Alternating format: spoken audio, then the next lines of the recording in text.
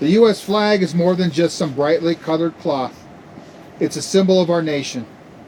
A flag ceases to be a flag when it's cut into pieces.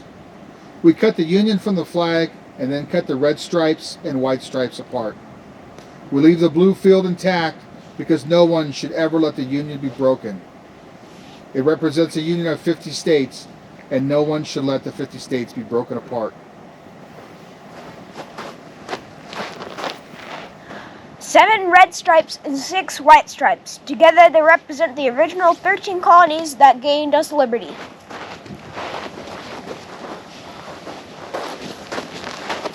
The red stripes remind us of the lifeblood of brave men and women who died for this country and for the freedoms that we all enjoy.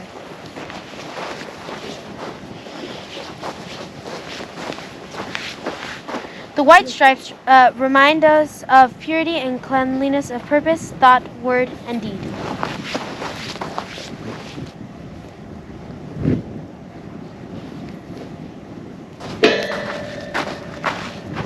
The blue is for truth and justice, like the eternal blue of the star-filled heavens.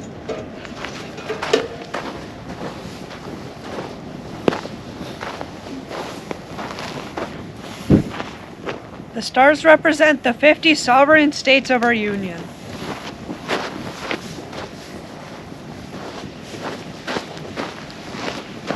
The American Creed states, "It is my duty to my country to love it, to respect its constitution, to obey its laws, to respect its flag, and to defend it against all enemies."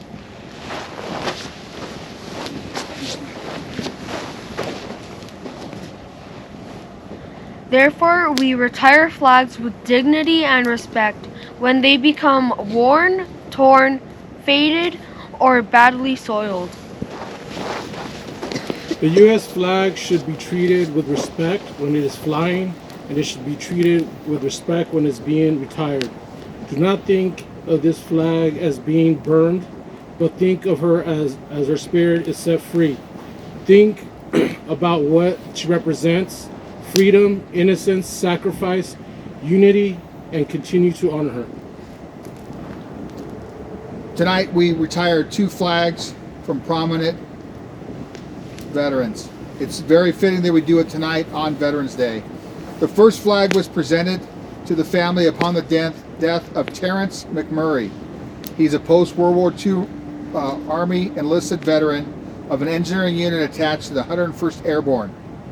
He spent his active duty time in England in the early 1950s. The second flag was presented to the family upon the death of Joseph Ricotta. He was an enlisted U.S. Army veteran who served in the Philippines in World War II.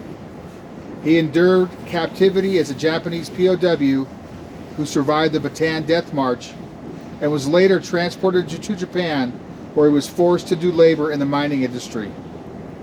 Following the war, he was transferred to the newly founded United States Air Force and worked for the Office of Special Investigations.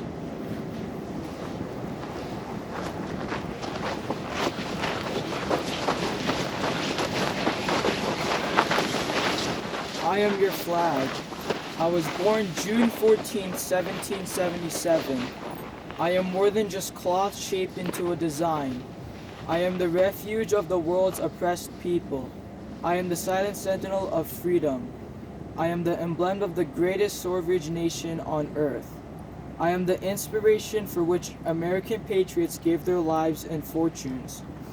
I have led your sons into battle from Valley Forge to the dense jungles of Vietnam and into the hot sands of Iraq and Afghanistan.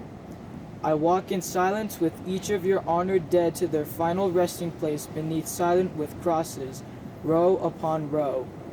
I have flown through peace and war, strife and prosperity, and amidst it all, I have been respected. I am your flag. My red stripes symbolize the blood spilled in defense of this glorious nation. My white stripes signify the tears shed by Americans who lost their sons and daughters. My blue field is an indicative of God's heavens under which I fly. My stars clustered together unify 50 states as one for God and country. Old Glory is my nickname, and I proudly wave high. Honor me, Respect me, defend me with your lives and your fortunes. Never let my enemies tear me down from the lofty position, lest I have never return. Keep alight the fears of prosperity, strive earnestly for the spirit of democracy. Worship eternal God and keep his commandments, and I shall remain the bulwark of peace and freedom for all mankind. I am your flag.